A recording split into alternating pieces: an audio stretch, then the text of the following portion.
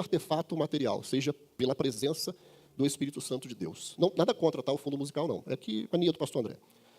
Amados, a Bíblia ela nos aconselhou agora, o texto que nós lemos é um texto direcionado aos Hebreus. Se eu ficar um pouco ofegado, eu lixando a casa lá, eu entrei numa crise de bronquite asmática que estou aqui à base de remédio, igual o pastor Wagner Freitas ontem. E ela nos orienta. A Bíblia não revela quem foi o escritor de Hebreus, mas revela, logicamente, né, que a carta é para os Hebreus. E orienta para que, deixa o texto para mim, Pedro, por favor, se possível, que tenhamos cuidado para que não tenhamos um coração ruim. Pedro, bota o primeiro versículo para mim, por gentileza, deixa eu te falar aqui, você deve ter, é o Hebreus 3:12, isso, obrigado, Pedro, 12, isso. Cuidado, irmãos, para que nenhum de vocês tenha um coração perverso.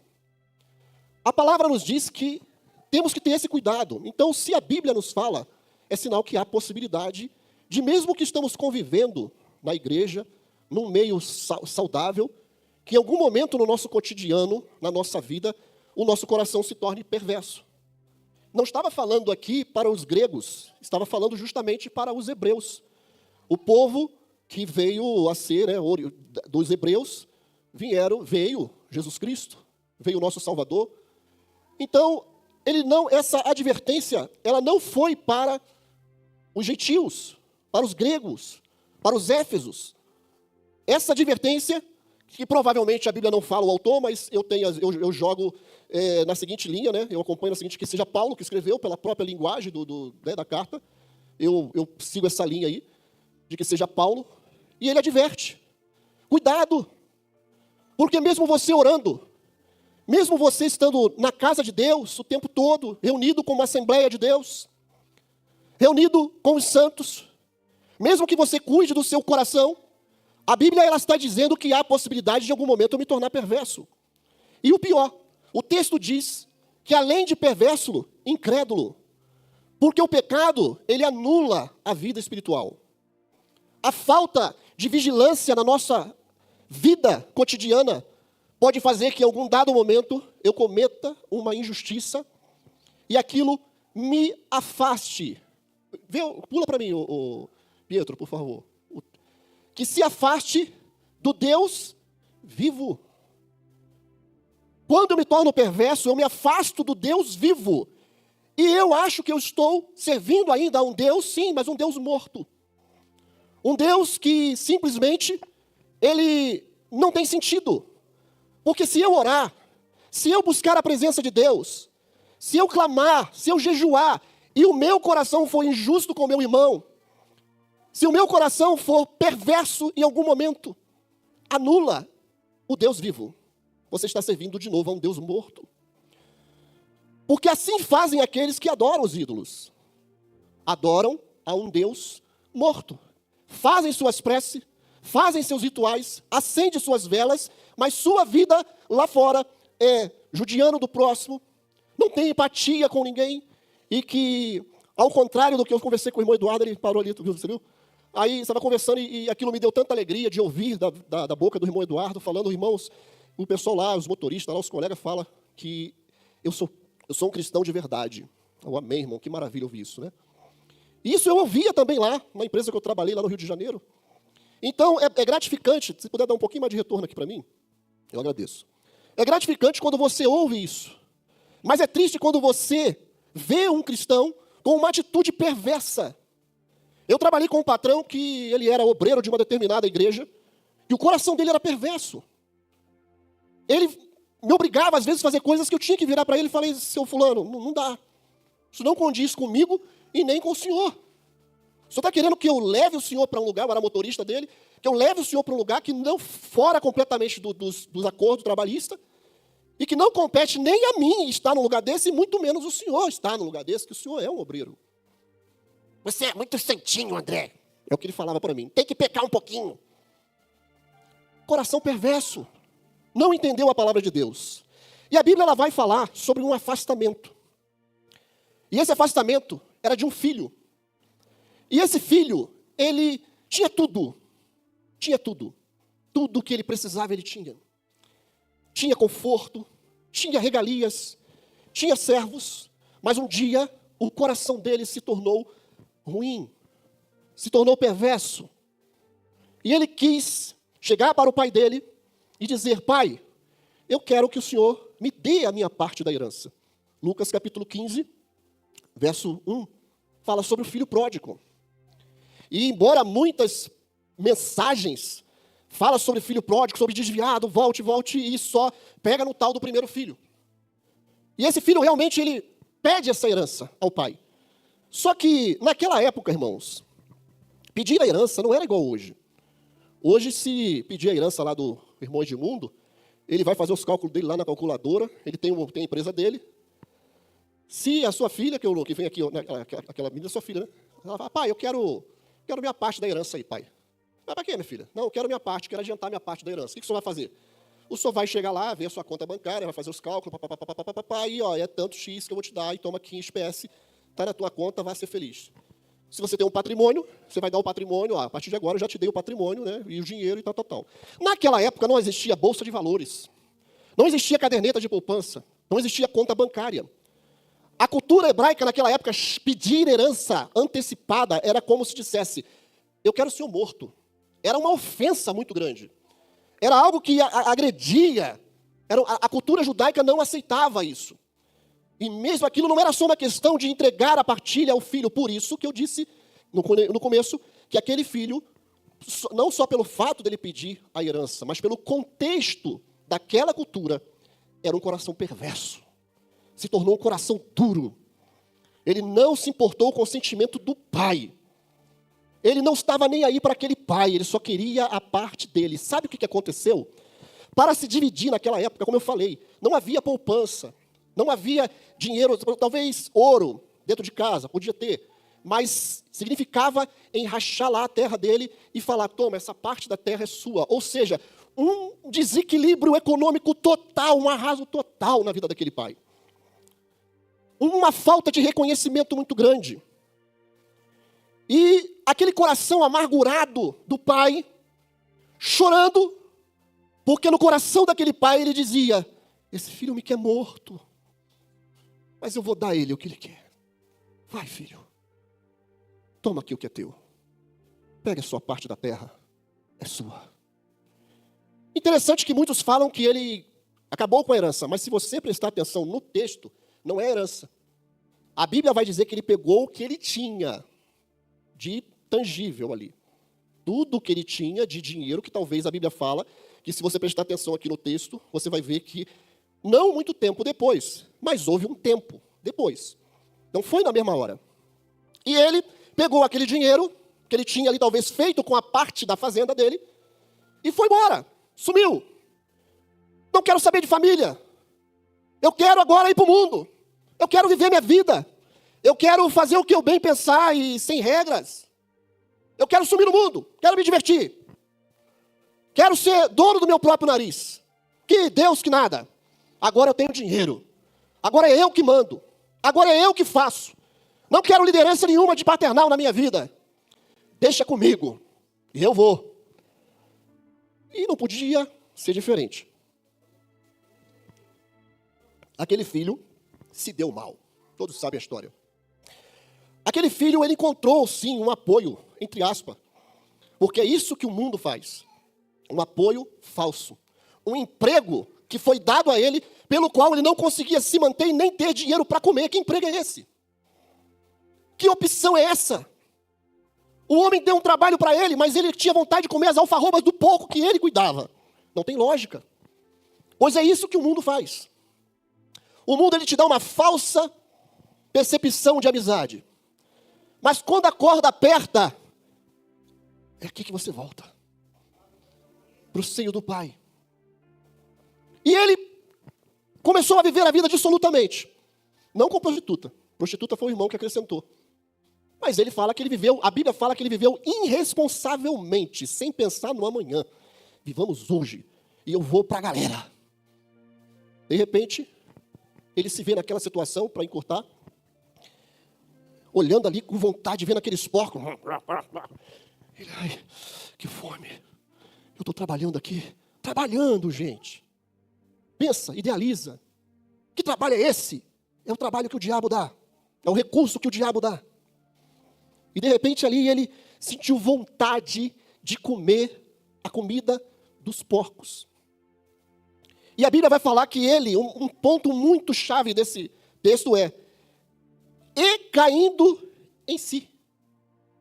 Caindo em si.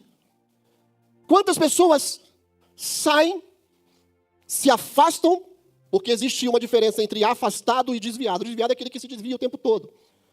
E o afastado é aquele que vai embora. Não quer saber de nada. E o desviado está sempre você falando com ele, é mais que teimosia do que outra coisa, né? Mas a Bíblia vai dizer que ele caiu em si. E falou, quantos lá na casa do meu pai, quantos empregados têm comida, empregados, têm comida com fartura. E eu aqui, no meio de um chiqueiro, querendo comer a comida do porco, e eu não posso porque é do porco. Quantos que passaram por aqui, tiveram experiências com Deus, que você não está vendo mais aqui, porque preferiram ir para longe do Pai. Aquele filho reconheceu, e ele falou, eu vou voltar. Eu vou voltar. Se eu não vou voltar, como eu vejo muitos, lá no Rio de Janeiro eu me afastei. Fiquei lá, né, pastor, me acompanhou mesmo. Fiquei um tempo lá de banco mesmo, tá? Tem gente que reclama, né, daqui da Primitiva, né? Mas lá eu fiquei, irmão. Eu só fui chamado para fazer uma live lá, olha isso. Eu fui diretor de evangelismo e missões, não falo isso por orgulho nenhum. O fato é, eu fui. Então não tem como dizer que eu não fui, não por orgulho. Estadual, vice-estadual. Eu fui chamado só uma vez, só para uma live de todos os diretores de evangelismo daquela denominação que estavam no local, eu era um deles, eu tive que ir. Só, nem versículo eu falava. É assim. E muitos se afastam da igreja porque não tem oportunidade. E se afastam do Pai. Não querem mais saber. Eu estou chateado porque saí da igreja porque há muito tempo que eu não falo um versículo e eu tinha aquela bagagem, aquele histórico com a igreja e eu não tinha nenhum versículo e estava lá. Pau para toda a obra material. Dirigia para a igreja, pegava peso e dali para cá. E via outros que chegou também ao ministério também, que chegou com uma atitude, fez um monte de porcaria no mundo e voltou com o gol lá em cima, o nariz lá em cima. Eu falei, ué, está errado isso, né? Porque a gente tem que aprender com nossos erros. Não voltar com a mesma atitude. E eu vi aquela situação, falei, tem alguma coisa de errado que não está certo. Porque uma pessoa que ela se volta para Deus, ela cai em si. Eu não sou nada. Eu estive lá perto de um lugar que eu não queria estar. Eu fui com meu próprio pé. Agora eu não vou voltar para o Pai assim. Pai, meu lugar aí. Quero pregar, quero louvar, quero fazer acontecer. Não, aquele filho não fez isso. Pai, vou voltar de novo a assumir minhas terras. Não. A Bíblia fala que aquele filho, ele baixou a cabeça. Aquele filho reconheceu o seu erro. Porque voltar e levantar as mãos de boca é fácil. Difícil é você ter uma atitude de arrependimento, de vergonha pelo passado. Que porcaria que eu fiz da minha vida. Pai, me recebe apenas como teu servo, como um empregado seu. E aquele jovem falou isso, eu vou voltar. Não para ser alguém, não para colocar um anel no dedo de família, não para receber minha posição, mas eu vou voltar implorando ao meu Pai que me receba pelo menos como um empregado dele. Porque eu sei que até os empregados de meu Pai são bem tratados. Eu pequei, vou falar com ele, eu pequei. Me perdoa, eu não sou nada, minha teologia não serve para nada. Minha vaidade de orar, de ser alguém, não serve para nada. Pai, eu sou pecador e preciso do seu perdão. Agora, segunda parte do texto. Essa é a primeira parte. A segunda parte vai do capítulo 25 ao 30 de Lucas 15. Que quando aquele jovem vai ao encontro do pai, e há lá uma festa, o filho, o outro desviado, o outro afastado. Como assim, pastor André? Afastado. O afastado que não saiu da presença do Pai. Essa é a segunda parte do texto. Quantos estão dentro das igrejas? Seu coração está longe do pastor, longe da programação do reino de Deus, da igreja. E quando vê um arrependido querendo se consertar, ele, ao invés de acolher como pai, ele começa a criticar, começa a falar mal, começa a dar o contra, começa a querer fazer coisas que não tem nada a ver, conversar com os servos, não, isso está errado.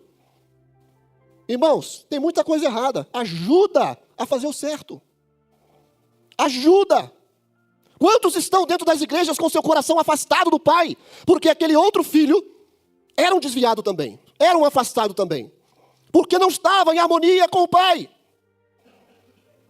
Andava com uma cartilha. Quantos estão com uma cartilha na mão? Não, porque eu sei o que é o certo, e eu sou santo, e papai, isso está errado, aquilo está errado, e julga daqui, e julga de lá, e julga colar. Está afastado. Afastado do que é o Evangelho. Afastado do que é graça de Deus. Quantos sabem aqui o que significa a palavra graça de Deus? Vou fazer igual o pastor Wagner Freitas. O pastor Wagner Freitas bota uma saia justa, né? Faz umas perguntas com ligação assim, aí eu fico, meu Deus do céu, desviando dele. Graça de Deus. Favor? Não. Favor não? Não merecido. Não tem como mudar isso não, irmãos. Não tem como mudar isso. Aí pode colocar uma roupa bonita, né? Passar aquela maquiagem leve, modesta. Vou para a igreja com a roupa modesta. Vai para a igreja. Mas isso não vai te fazer nada com que você mereça. Eu posso botar um terno, gravata. Isso não vai fazer eu merecer a graça de Deus. Eu posso chegar no serrano lá e subir todos os dias, 10 vezes por dia. Isso não vai fazer eu merecer a graça de Deus. Isso é manutenção da vida cristã. Mas não vai fazer eu merecer a graça de Deus, porque a graça é favor não merecido. Não adianta. E aquele jovem se incomodou com isso. Porque ele virou para o pai e falou: que negócio é esse? Eu estou te servindo. Eu estou fazendo tudo certinho. Eu sou aquele filho que estou trabalhando. Aliás, eu estava trabalhando lá no campo. Estava trabalhando. Que negócio é esse? Eu estava te servindo. Muda a ideia. A igreja precisa mudar essa ideia. Faça o que fizer aqui dentro ou lá fora, numa ajuda financeira a um irmão, num trato, numa ajuda de uma cesta básica, mas faça com amor de Deus. Não faça por obrigação, porque Deus não se agrada do que você faz por obrigação. Tenha prazer em fazer. Tenha prazer. Irmãos, eu estava esses dias aí destruído por causa dessa questão da bronquite.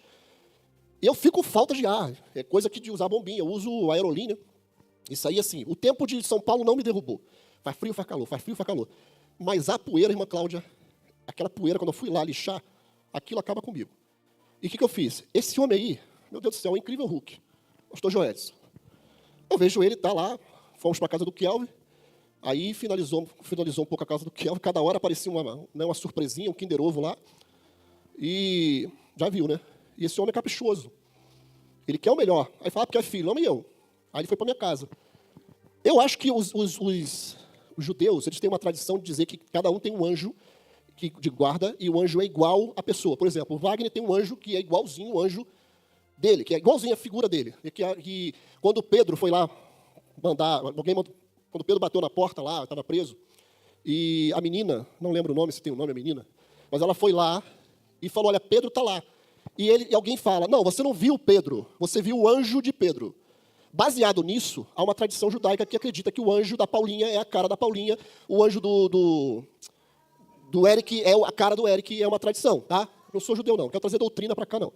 Mas eu estava à base de remédio e falei, pastor Joé, só, eu vou ter que você vai direto, cara, você é um trator, eu não.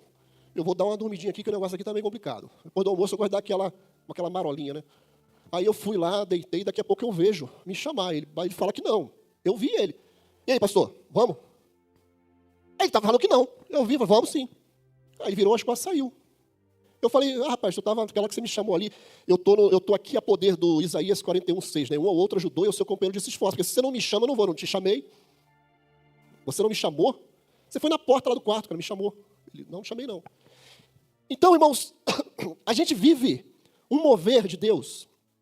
E eu falei, não, eu não vou para agradar ele, cara. Esse homem, ele me inspira a ir com ele. Eu não vou por obrigação.